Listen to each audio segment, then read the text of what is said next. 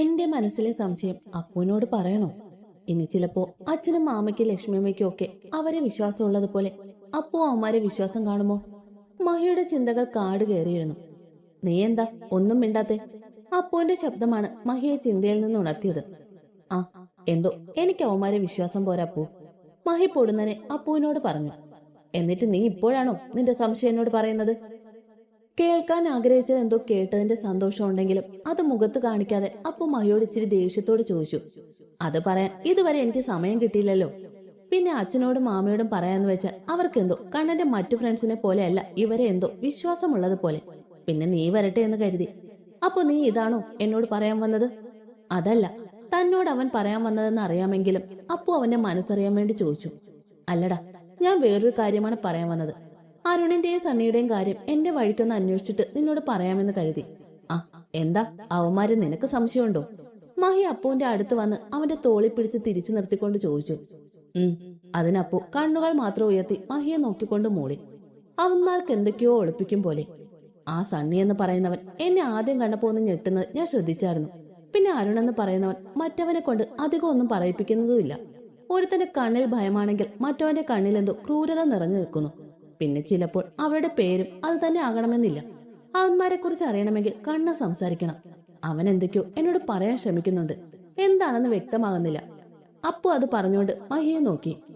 അവൻ എന്തോ ചിന്തയിലാണ്. നീ എന്താ മഹി ചിന്തിക്കുന്നത്? അപ്പു സംശയത്തോടെ അവനോട് ചോദിച്ചു. നിന്നെ കണ്ടപ്പോൾ എന്തൊക്കെയോ പറയാൻ ശ്രമിച്ചെന്ന് പറഞ്ഞില്ലേ? അതുപോലെ എന്നെ കണ്ടപ്പോഴും കണ്ണൻ എന്തൊക്കെയോ പറയാൻ ശ്രമിക്കുന്നുണ്ടായിരുന്നു. ചിലപ്പോ ഇവന്മാരുടെ കാര്യമായിരിക്കാം. ഞാൻ അവന്മാരെ വിശ്വസിച്ചതുപോലെയാണ് സംസാരിച്ചത്. അതുപോലെ തന്നെ നീയും സംസാരിച്ചാൽ മതി. ചിലപ്പോ അവന്മാർക്ക് ഇതിലെന്തെങ്കിലും പങ്കുണ്ടെങ്കിൽ നമുക്ക് അവരെ സംശയമുണ്ടെന്നറിഞ്ഞ് പിന്നെ അവന്മാരെ സംശയിക്കാതിരിക്കാൻ നമുക്ക് കിട്ടേണ്ട തെളിവുകളെല്ലാം അവന്മാർ നശിപ്പിക്കും. എന്ത് ചെയ്താലും നോക്കിയും കണ്ടും വേണം ചെയ്യാൻ, അവന്മാർക്ക് സംശയം വരാത്ത രീതിയിൽ. ആ, പിന്നെ കണ്ണനെ ഉടനെ തന്നെ ട്രീറ്റ്മെന്റ് തുടങ്ങണം. ഒരിക്കലും കണ്ണനെ ഹോസ്പിറ്റലിലേക്ക് മാറ്റരുത്.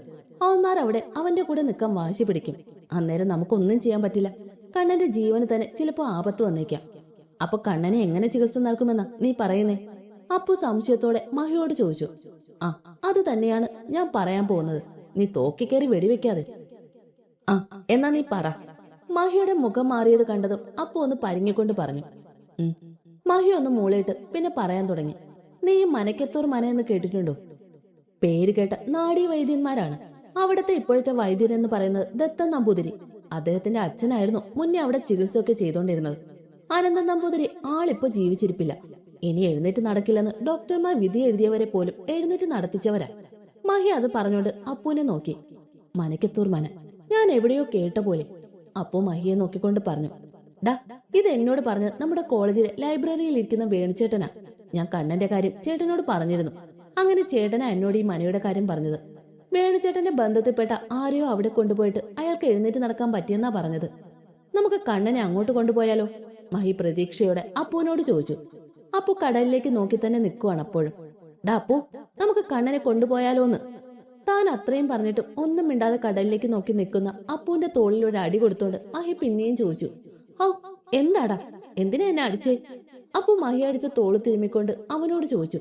പിന്നെ ഞാൻ ഇവിടെ സീരിയസ് ആയിട്ടുള്ള കാര്യം ചോദിക്കുമ്പോ നീ ഒന്നും മിണ്ടാതെ നിന്ന് എനിക്ക് ദേഷ്യം വരില്ലേ?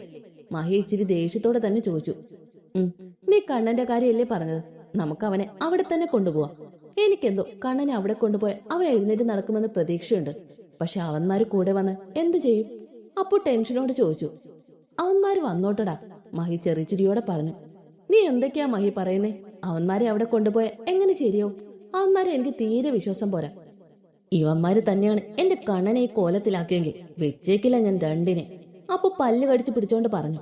ഡാ, നീ ടെൻഷൻ ആവാതെ, അവന്മാര് വരട്ടെ. അവിടെ ആരെയും രോഗിയുടെ കൂടെ നിർത്തില്ല. നമ്മൾ അവിടെ കണ്ണനെ കൊണ്ടു ചെല്ലുമ്പോൾ അവര് പറയും ആളുടെ അസുഖം മാറ്റാൻ പറ്റുമോ ഇല്ലയോ എന്ന്. മാറ്റാൻ പറ്റുമെങ്കിൽ രോഗിയെ ഇവിടെ ആക്കിയിട്ട് പൊക്കോളാൻ പറയും.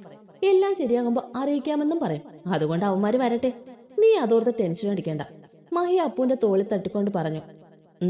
അതിനപ്പു ഒന്ന് മൂളി. പിന്നെ അസ്തമിക്കാൻ നിൽക്കുന്ന സൂര്യനെ നോക്കി നിന്നു. ആ, നേരെ ഇരുട്ടി തുടങ്ങി, നമുക്ക് പോവണ്ടേ? മഹി അസ്തമ സൂര്യനെ നോക്കിക്കൊണ്ട് അപ്പുവിനോട് ചോദിച്ചു. എന്റെ സ്വഭാവം മാറ്റാതെ എന്താ പറയാനുള്ളത് വെച്ചാ പറയടാ. നിൽക്കുന്നിടത്ത് നിന്ന് ഒന്ന് ചലിക്ക പോലും ചെയ്യാതെയാണ് അപ്പു മഹിയോട് അത് പറഞ്ഞത്. മഹിക്കാണെ താൻ എങ്ങനെ ആരുവിന്റെ കാര്യം അപ്പുവിനോട് തുറന്നു പറയും എന്ന ടെൻഷനോടെ നിൽക്കുന്നു. ഇത്രയും നേരം കണ്ണന്റെ കാര്യം പറഞ്ഞു നിന്നതുകൊണ്ട് ആരുവിന്റെ കാര്യത്തെക്കുറിച്ച് ചിന്തിച്ചതേയില്ല. ഞാൻ ആരുവിന്റെ കാര്യം പറഞ്ഞ് അപ്പു എന്നെ മനസ്സിലാക്കുമോ? ഞങ്ങളുടെ ഫ്രണ്ട്ഷിപ്പിന് എന്തെങ്കിലും വിള്ളൽ വീഴുമോ? ഞാൻ എന്തൊക്കെയാ ചിന്തിക്കുന്നത്? അവൻ എന്റെ അപ്പുവല്ലേ, അവൻ എന്നെ മനസ്സിലാക്കാൻ കഴിയില്ലേ? ഇന്ന് ഞാൻ ഈ കാര്യം പറഞ്ഞില്ലേ, ഇനി ഒരിക്കലും എനിക്കിത് പറയാൻ കഴിയില്ല. ഇനിയും എന്റെ ആരുവിനെ വേദനിപ്പിക്കാൻ എനിക്കാകില്ല. ഞാൻ കാരണം ഇപ്പോഴും ആ പാവം വേദനിക്കുന്നുണ്ട്. ഇനിയും ഞാനിത് പറഞ്ഞില്ലെങ്കിൽ ദൈവം പോലും എന്നോട് പൊറുക്കില്ല.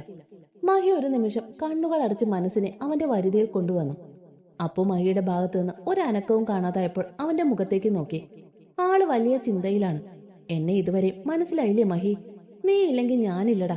ഇപ്പൊ തന്നെ എനിക്ക് കണ്ണന്റെ കാര്യത്തിൽ ഒന്നും ചെയ്യാനാവാതെ മരവിച്ച മനസ്സോടെ നിന്നപ്പോഴും എനിക്ക് മുന്നേ നീ അവന്റെ കാര്യത്തിൽ എല്ലാം തീരുമാനിച്ചില്ലേ? അതെന്താ? എനിക്ക് മുന്നേ എന്റെ വിഷമങ്ങൾ നീ അറിയുന്നത് കൊണ്ടല്ലേ? അത് നീ പരിഹരിക്കുകയും ചെയ്യും. ഇത്രയൊക്കെ നീ എന്നെ മനസ്സിലാക്കിയിട്ടും ഈ കാര്യം മാത്രം നീ എന്നോട് പറയാൻ മടിക്കുന്നു. അപ്പുവിന്റെ മനസ്സ് മഹിയോട് ചോദിച്ചു. രണ്ടുപേരുടെ മനസ്സിൽ ഒരേ ചിന്തയുടെ വേലിയിട്ട് നടക്കുകയായിരുന്നു. മഹി തന്നെ മതിച്ചുയരുന്ന ചിന്തകളെ കടിഞ്ഞാണിട്ടുകൊണ്ട് മഹി അപ്പുവിനെ നോക്കി. അവനും എന്തൊക്കെയോ ചിന്തയിലായിരുന്നു. തന്നെ മനസ്സിലാക്കാൻ അവന് കഴിയും.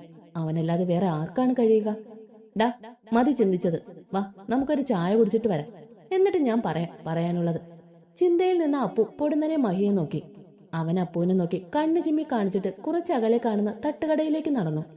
മഹി പോകുന്നത് നോക്കി കുറച്ചു നേരം നിന്നിട്ട് പതിയെ മഹി പോയ വഴിയെ നടന്നു. അവനും നമ്മൾ പറഞ്ഞത് അപ്പൂട്ടൻ കേട്ട് കാണുമോ? ദേ, ആര് തള്ളവിരലെ നഖം കടിച്ചോണ്ട് ചോദിച്ചു. അപ്പവും മഹിയും പുറത്തു പോയതും ആര് വന്ന് തുമ്പിമോളുടെ അടുത്ത് കിടന്നതും കുഞ്ഞിപ്പെണ്ണ് എഴുന്നേറ്റ് കരയാൻ തുടങ്ങി. പിന്നെ തുമ്പിപ്പെണ്ണിനെ എടുത്തോണ്ട് മുറ്റത്തേക്ക് ഇറങ്ങി മൂന്നും കൂടെ. അപ്പോഴാണ് തുമ്പിപ്പെണ്ണിന്റെ കരച്ചി മാറിയത്. അച്ചുവും തുമ്പിമോളും കൂടെ അവളുടെ കളിപ്പാട്ടം കൊണ്ട് തറയിലിരുന്ന് കളിക്കുവാണ്.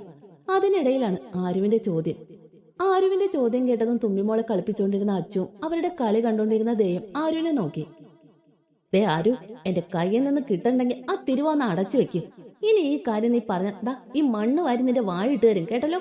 അച്ചു ഇരുന്നിടത്ത് നിന്ന് കുറച്ച് മണ്ണ് വാരി കയ്യെ പിടിച്ചോണ്ട് ആരുവിന് നേരെ ഭീഷണിയോടെ പറഞ്ഞു. അച്ചുവിന്റെ പറച്ചിൽ കേട്ടതും ആരു ദയെ നോക്കി. അപ്പോ കണ്ടു അച്ചുവിനെ സപ്പോർട്ട് ചെയ്തോണ്ട് തന്നെ നോക്കി പേടിപ്പിക്കുന്ന ദയെ. പിന്നെ ആരു ഒന്നിനും പോയില്ല. എന്നാലും ഏട്ടൻ ഞങ്ങൾ പറഞ്ഞത് കേട്ട് കാണുമോ? എന്തിനായിരിക്കും ഏട്ടനും മഹിയേട്ടനും കൂടെ പുറത്തു പോയത്? ഇനി എന്റെ കാര്യം അപ്പോട്ടനോട് പറയാനാകുമോ? മഹിയേട്ട അപ്പോട്ടനെയും കൊണ്ട് സംസാരിക്കണമെന്ന് പറഞ്ഞു പോയിരിക്കുന്നത്. ആരുവിന്റെ ചിന്തകൾ കാട് കയറി തുടങ്ങിയതും ലക്ഷ്മിയമ്മ വന്ന് മൂന്നിനെയും വിളിച്ചു. പിള്ളേരെ, നേരെ സന്ധ്യയെ. ദേ, അച്ഛനും മാമയും വരുന്നു. ഇനിയും നിന്റെയൊക്കെ വർത്തമാനം തീർന്നില്ലേ? സിറ്റ് ഔട്ടിലോട്ട് വന്നു നിന്നോണ്ട് ലക്ഷ്മിയമ്മ അവരോട് മൂന്നിനോടും ചോദിച്ചു. ലക്ഷ്മിയമ്മയുടെ സംസാരം കേട്ടതും കാട് കയറിയ ചിന്തയിലിരുന്ന ആരും ഒന്ന് ഞെട്ടി. അച്ചുവും ദയം ഇരുന്നിടത്ത് നിന്ന് എഴുന്നേറ്റു. താഴെ ഇരുന്ന് ചിങ്ങിക്കരഞ്ഞ തുമ്പിമോളെ ദയ എടുത്ത് ആ ഉണ്ടക്കവളി ചുണ്ടു ചേർത്തു. ആ ദയമോളെ, അസ്ഥിത്തറയിൽ വിളക്ക് വെക്കണം. ഇന്നലെ വരെ ഞാനാ വെച്ചിരുന്നത്. ഇന്നിപ്പോ മോള് വന്നില്ലേ, പോയി മേല് കഴുകിയിട്ട് വിളക്ക് വെക്കാൻ നോക്ക്. ആ, പോകുമ്പോ ഒറ്റയ്ക്ക് പോകണ്ട. ആരുവിനെ അച്ചുവിനെയും കൂടെ കൊണ്ടുപോയ്ക്കോ. പരിചയമില്ലാത്ത രണ്ട് ചെറുപ്പക്കാരുള്ളതല്ലേ, അതാ ഞാൻ പറഞ്ഞത്. ദാ, ഞാൻ അടുക്കളയിലേക്ക് പോവാ. ആ കുട്ടികളും കാണും കഴിക്കാൻ. ഇപ്പൊ എന്തേലും ഉണ്ടാക്കാൻ തുടങ്ങിയാലേ അവർക്ക് സമയത്ത് എന്തെങ്കിലും കഴിക്കാൻ കൊടുക്കാൻ പറ്റൂ. അതും പറഞ്ഞ് ലക്ഷ്മിയമ്മ അകത്തേക്ക് നടന്നു. ആര് ചിന്തകൾ അവസാനിപ്പിച്ച് ഇരുന്നിടത്ത് നിന്ന് എഴുന്നേറ്റു. അപ്പോഴേക്കും തൊടിയിൽ പോയിരുന്ന വാസുദേവനും കൃഷ്ണൻ നായരും അവരുടെ അടുത്തെത്തിയിരുന്നു. ആ, എന്താ ലക്ഷ്മി നിങ്ങളെ വഴക്ക് പറഞ്ഞു? മൂന്നുപേരെ മാറി മാറി നോക്കിക്കൊണ്ട് കൃഷ്ണൻ നായർ ചോദിച്ചു. ഏയ് ഇല്ല മാമേ, അസ്ഥിത്തറയിൽ വിളക്കി വെക്കാൻ പറഞ്ഞതാ അപ്പച്ചി. ദയ തുമ്പിമോളെ ചേർത്ത് പിടിച്ചുകൊണ്ട് പറഞ്ഞു. ആ, സന്ധ്യയായി, ഒറ്റയ്ക്ക് പോകണ്ട ദയമോളെ, അച്ഛനൂടെ വരാം. വാസുദേവൻ ദയെ നോക്കിക്കൊണ്ട് പറഞ്ഞു. വേണ്ട വാസുമാമേ, ഞാനും അച്ഛനും കൂടെ പോവാം. മാമയെ അച്ഛനും പോയി കുളിക്കാനൊക്കെ നോക്കിക്കോ. ആര് ചെറുചിരിയോടെ അവരോട് പറഞ്ഞു.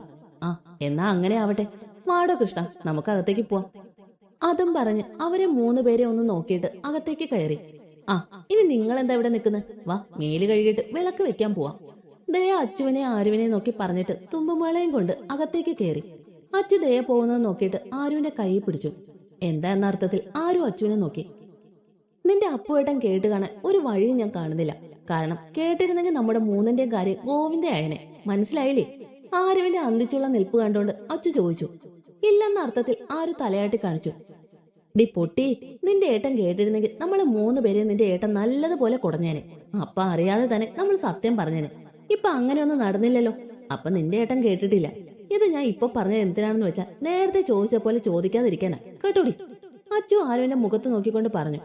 അപ്പോഴും ആരും അവളെ നോക്കി അന്തിച്ച് നിൽക്കുവാണ്. ഇങ്ങനെ ഷോക്ക് അടിച്ച് നിൽക്കാതെ വാ പെണ്ണെ, ദേ ഇപ്പൊ മേല് കഴുകി വന്നു കാണും. അച്ചു ആരുവിന്റെ കൈ പിടിച്ചോണ്ട് അകത്തേക്ക് കയറുന്നതിനിടയിൽ പറഞ്ഞു.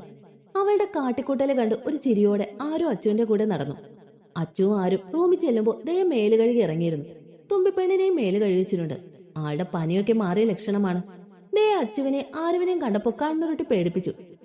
നീയൊക്കെ ഇത്രയും നേരം എവിടെയായിരുന്നെന്ന് ചോദിക്കും പോലെ. അതിന് അവളുമാര് രണ്ടും നല്ലതുപോലെ ചിരിച്ചു കാണിച്ചു. ആരു നേരെ മേല് കഴുകാൻ ദയുടെ റൂമിലെ ബാത്റൂമിലേക്ക് കയറി. അത് കണ്ട് അച്ചു നേരെ കണ്ണന്റെ റൂമിലേക്ക് വിട്ടു. കണ്ണനെ ആരുവിന്റെ റൂമിൽ കിടത്തിയപ്പോൾ ആരു കണ്ണന്റെ റൂമിലേക്ക് മാറിയിരുന്നു. ഇപ്പൊ അച്ചുവും ആരും കണ്ണന്റെ റൂമിലാണ് കിടക്കുന്നത്.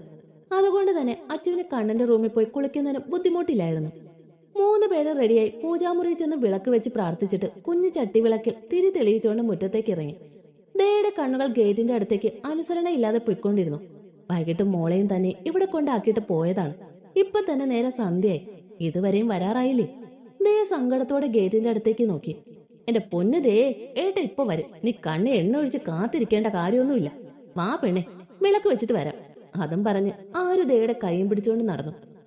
അവരുടെ മുമ്പിൽ തന്നെ അച്ചു തുമ്പിമോളയെ എടുത്തോണ്ട് നടക്കുന്നുണ്ട്. ആരും അത് പറഞ്ഞത് ദയ ആരുവിനെ ചുണ്ടു കൂർപ്പിച്ചു നോക്കി. ഓ, ഇങ്ങനെ നോക്കാതെ വാ പെണ്ണെ. ആര് ദയുടെ കൈ പിടിച്ചോണ്ട് കൈലാസത്തിലേക്ക് നടന്നു. അപ്പവും മഹിയും കടൽ തീരത്തെ മണ്ണിലിരിക്കുവാണ്. ആരുവിന് തന്നോടുള്ള ഇഷ്ടവും തന്റെ പിറകെ നടന്നതും താൻ അവളെ അവഗണിച്ചതും ഒക്കെ മഹി അപ്പുവിനോട് പറഞ്ഞു. അത്രയും പറഞ്ഞിട്ട് കടലിലെ തിരമാലയിലേക്ക് നോക്കിയിരിക്കുവാണ് മഹി. അവനെ തന്നെ നോക്കി അപ്പുവും. അസ്തമയ സൂര്യൻ കടലിലേക്ക് താഴ്ന്നു കഴിഞ്ഞു. ചന്ദ്രൻ ആകാശത്ത് രൂപപ്പെട്ടു. അസ്തമയ സൂര്യനെ കാണാൻ വന്നവരെല്ലാം പോയി തുടങ്ങി. കടൽ തീരത്തെ തിരക്കും കുറഞ്ഞു വന്നു. ഒരു ഓരം ചേർന്നാണ് അപ്പുവും മഹിയും ഇരിക്കുന്നത്. തിരക്ക് തീരെ ഇല്ലാത്തടത്താണ് രണ്ടുപേരും ഇരിക്കുന്നത്. അപ്പു, നിനക്ക് ആരുവിനോട് ഇതുവരെ സ്നേഹമൊന്നും തോന്നിയില്ലേ മഹി? ഒട്ടൊരു നിമിഷത്തിന് ശേഷം അപ്പു മഹിയോട് ചോദിച്ചു. അപ്പുവിന്റെ ചോദ്യത്തിന് പുച്ഛിച്ചൊരു ചിരിയായിരുന്നു മഹിയുടെ മറുപടി. നിനക്കറിയോ അപ്പു, ഞാൻ ആരുവിനെ പറ്റിക്കുമായിരുന്നു. അവൾക്ക് എന്നോട് ഒരു ഇഷ്ടം തോന്നുന്നതിന് മുന്നേ അവളോട് എനിക്ക് അങ്ങനെ ഒരു ഇഷ്ടം ഉണ്ടായിരുന്നു. പക്ഷെ നിന്നോടുള്ള ഫ്രണ്ട്ഷിപ്പ് അതൊരിക്കലും ഞാൻ നഷ്ടപ്പെടുത്താൻ ആഗ്രഹിച്ചില്ല. അവളെ ഞാൻ ഒരുപാട് വേദനിപ്പിച്ചിട്ടുണ്ട്. എന്റെ പുറകെ നടക്കുന്നതിന് ഞാൻ ഒരുപാട് വഴക്ക് പറഞ്ഞിട്ടുണ്ട്. എന്തിനേറെ പറയുന്നു, അവളെ കണ്ടാ കൂടി മുഖത്തേക്ക് പോലും ഞാൻ നോക്കില്ലായിരുന്നു. അതിന് കാരണം എന്റെ ഉള്ളിലെ ഇഷ്ടം ഞാൻ അറിയാതെ പുറത്തു വരുമോ എന്നുള്ള എന്റെ പേടിയായിരുന്നു. ഞാൻ അവളെ അവഗണിച്ചപ്പോഴും വഴക്ക് പറഞ്ഞപ്പോഴും എന്റെ മുന്നിൽ വന്ന് എന്നെ മാത്രമേ കല്യാണം കഴിക്കത്തുള്ളെന്നും അവളുടെ ഉള്ളിൽ ഞാൻ മാത്രമേ ഉള്ളെന്നും പതിയെ എന്നെ സ്നേഹിച്ചാൽ മതിയെന്നും പറഞ്ഞ് പുറകെ നടക്കുമായിരുന്നു. പുറമെ അവളോട് ദേഷ്യം കാണിക്കുമ്പോഴും ഉള്ളാലെ ഞാൻ വേദനിക്കുന്നുണ്ടായിരുന്നു. ഓരോ രാത്രിയിലും ഞാൻ അവളെ ഓർത്ത് കരഞ്ഞിട്ടുണ്ട്. ഞാൻ അവഗണിച്ച അവൾ എന്നെ വിട്ടു പോകുമെന്ന് ഞാൻ കരുതിയപ്പോ, പക്ഷെ അപ്പോഴും കൂടുതൽ എന്നോട് അവൾ അടുക്കുന്നതേയുള്ളൂ. സത്യം പറഞ്ഞ എന്റെ ഭാഗത്തുനിന്ന് അങ്ങനെ ഒരു കാര്യം ഉണ്ടായ നീയും അച്ഛനും മാമയും ലക്ഷ്മിയമ്മയും ഒക്കെ വെറുക്കുവോ എന്ന് പേടിച്ചിട്ടാടാ ഞാൻ. ബാക്കി പറയാതെ തലയിൽ കൈതാങ്ങിയിരുന്ന് കണ്ണീർ വാർക്കുന്നവനെ തന്നെ നോക്കിയിരുന്നു അപ്പു. അപ്പുവിന്റെ നോട്ടത്തിൽ ദേഷ്യമോ സങ്കടമോ സഹതാപമോ എന്താണെന്ന് അവന് തന്നെ അറിയില്ലായിരുന്നു. ഞാൻ എപ്പോഴും അവനെ എന്റെ കുടുംബത്തെ ഒരാളായിട്ടേ കണ്ടിട്ടുള്ളൂ. അതുപോലെ തന്നെയാണ് അച്ഛനും അമ്മയ്ക്കും മാമയ്ക്കും ഒക്കെ. എന്നിട്ട് അവ എന്നോട് എന്തിനാ ഇതൊക്കെ മറച്ചു വെച്ചത്? അപ്പുവിന്റെ മനസ്സിൽ എന്തോ ഒരു കാര്യത്തിൽ വേദനിച്ചു. അവൻ എന്തോ എന്നോട് തുറന്നു പറയാനുള്ള സ്വാതന്ത്ര്യമില്ലേ? അപ്പുവിന്റെ മനസ്സ് അലമുറയായിട്ട് കരയുന്നുണ്ടായിരുന്നു. ഒരു രീതിയിൽ ചിന്തിച്ച അവൻ ചെയ്തതും ശരി തന്നെയല്ലേ? അവന്റെ സ്ഥാനത്ത് ഞാനായിരുന്നെങ്കിൽ അവൻ ചെയ്തതുപോലെയല്ലേ ചെയ്യൂ? ഒരിക്കലും മഹിയെ കുറ്റം പറയാൻ പറ്റില്ല. അപ്പു പതിയെ മഹിയെ നോക്കി. ആളിപ്പോഴും തലയിൽ കൈതാങ്ങിയിരിക്കുവാണ്. ഡാ, മതി കരഞ്ഞത്, അപ്പു മഹിയുടെ തോളിൽ തട്ടിക്കൊണ്ട് പറഞ്ഞു. അപ്പു ആ നേരം കരയുകയായിരുന്നു. മഹി പതിയെ അപ്പുവിന്റെ മുഖത്തേക്ക് നോക്കി. കണ്ണും മുഖമൊക്കെ ചുവന്ന മുഖമൊക്കെ തടിച്ചിരിക്കുന്നു മഹിയുടെ. അപ്പുവിന് അത് കണ്ടപ്പോൾ സഹിക്കാനായില്ല. ഞാൻ അവളെ അവഗണിച്ചപ്പോൾ അവൾ എന്തുമാത്രം വേദനിച്ചു എന്ന് എനിക്ക് ഇപ്പോ മനസ്സിലാവുന്നുണ്ട് അപ്പു. ഇപ്പൊ അവള് എന്നെ കാണുമ്പോൾ എനിക്ക് മുഖം തരാതെ എന്നെ ഒന്ന് നോക്കുക പോലും ചെയ്യുന്നില്ലടാ. അവളിപ്പോ എന്നെ നിന്ന് ഒഴിഞ്ഞു മാറാൻ നോക്കുവാടാ. എനിക്ക് വേണം അവളെ, എന്റെ ജീവന്റെ പാതിയായി. അവളില്ലാതെ ഞാൻ പൂർണ്ണമാവില്ലടാ. മഹി അപ്പുവിന്റെ കൈ രണ്ടും കൂട്ടിപ്പിടിച്ചുകൊണ്ട് അപ്പുവിന്റെ മുഖത്തേക്ക് നോക്കിക്കൊണ്ട് പറഞ്ഞു. നിന്നേക്കാൾ അനുയോജ്യനായ ആരെയാടാ ഞാൻ എന്റെ പെങ്ങൾക്ക് കൊടുക്കേണ്ടത്? പറ. ഒരു വാക്ക് നിനക്ക് എന്നോട് നേരത്തെ പറയായിരുന്നില്ലേ? അങ്ങനെ പറഞ്ഞിട്ട് നിങ്ങൾ രണ്ടുപേരും ഇങ്ങനെ വേദനിക്കണമായിരുന്നോ? നിനക്കറിയുമോ, ഇന്ന് ഞാൻ കണ്ടു എന്റെ പെങ്ങള് നിന്നെ എത്രമാത്രം നിന്നെ സ്നേഹിക്കുന്നുണ്ടെന്ന്. അതുപോലെ ദാ ഇപ്പൊ ഞാൻ കണ്ടു നീ അവളെ എത്രമാത്രം സ്നേഹിക്കുന്നുണ്ടെന്ന്. അപ്പു അത് പറഞ്ഞത് മഹി മനസ്സിലാവാതെ അപ്പുവിന്റെ മുഖത്തേക്ക് നോക്കി. നീ നോക്കണ്ട, അവൾ എന്നോട് പറഞ്ഞതല്ല. വൈകിട്ട് നീ വീട്ടിൽ വന്നില്ലേ? നമ്മൾ സംസാരിച്ചോണ്ടിരിക്കുമ്പോഴേ നിന്റെ മുഖം ഞാൻ ശ്രദ്ധിച്ചതാ. ഞാൻ ചോദിച്ചിട്ട് നീ എന്നോട് ഒന്നും പറയാതെ കണ്ണന്റെ റൂമിലേക്ക് പോയി. ഞാൻ അവിടെ വന്നപ്പോഴാ നിനക്ക് എന്നോട് എന്തൊക്കെയോ പറയാനുണ്ടെന്ന് പറഞ്ഞു. അതും ഇവിടെ വെച്ച് വേണ്ട, പുറത്തേക്ക് പോവാമെന്ന്. ആ കാര്യം ദേയുടെ അടുത്ത് പറയാനായിട്ട് മുകളിൽ ചെല്ലുമ്പോഴാ എന്റെ പെങ്ങളുടെ വായിൽ നിന്ന് ഇതൊക്കെ കേൾക്കുന്നത്. എന്തോ അത് കേട്ടപ്പോ സങ്കടാണോ സന്തോഷാണോ ദേഷ്യാണോ ഒന്നും പറയാൻ പറ്റാത്തൊരവസ്ഥ. പക്ഷെ അവൾക്ക് നിന്നോടുള്ള സ്നേഹം തുടങ്ങിയിട്ട് ഒരുപാട് നാളായെന്ന് എനിക്ക് മനസ്സിലായി. അവൾക്ക് എന്തിനും പോകുന്ന 2 കൂട്ടുകാരുണ്ടായിരുന്നു അവളുടെ സങ്കടം പറയാൻ. പക്ഷെ നിനക്കോടാ? അപ്പു മഹിയുടെ മുഖത്തേക്ക് സങ്കടത്തോടെ നോക്കി. എന്നോട് നിനക്കൊന്നും പറയായിരുന്നില്ലേ? അപ്പു ചോദിച്ചതിനൊന്നും മഹിയുടെ പക്കൽ മറുപടിയില്ലായിരുന്നു. പിന്നെ ഞാൻ കേട്ടെന്ന് അവളുമാർക്ക് അറിയില്ല, ഞാൻ അറിഞ്ഞതായിട്ട് ഭാവിച്ചതുമില്ല. പിന്നെ നിനക്ക് എന്നോട് പറയാനുള്ളത് ഇത് തന്നെ ആയിരിക്കുമെന്ന് എനിക്ക് മനസ്സിലായി. പക്ഷെ അപ്പോഴും എനിക്ക് നിന്റെ കാര്യത്തിൽ പ്രതീക്ഷയില്ലായിരുന്നു. നിനക്ക് അവളോട് അങ്ങനെ ഒരു സ്നേഹമില്ലെന്നാ ഞാൻ കരുതിയത്. അതിന്റെ പേരിൽ എന്റെ പെങ്ങൾ വേദനിക്കുന്നത് കാണാൻ എനിക്ക് വയ്യായിരുന്നു. അതുകൊണ്ട് ഞാൻ നിന്നോട് അവളുടെ സങ്കടം പറയാനാ വന്നത്. പക്ഷെ എനിക്കിപ്പൊ സന്തോഷമായി. നിനക്ക് എന്റെ പെങ്ങളെ തരുന്നത് എനിക്ക് സന്തോഷമേ ഉള്ളൂ. അപ്പു സന്തോഷത്തോടെ മഹിയെ കെട്ടിപ്പിടിച്ചുകൊണ്ട് പറഞ്ഞു. മഹിയും അപ്പുവിനെ ഇറുകെ പുണർന്നു. അവന്റെ ആ പിടുത്തത്തിലുണ്ടായിരുന്നു അവൻ ഇത്രയും നാളും അനുഭവിച്ച വേദന. മഹിയുടെ കണ്ണുനീർ കൊണ്ട് അപ്പുവിന്റെ ഷർട്ട് നനഞ്ഞു കുതിർന്നു. അപ്പു ഒരു ഞെട്ടലോടെ മഹിയെ അടർത്തി മാറ്റി.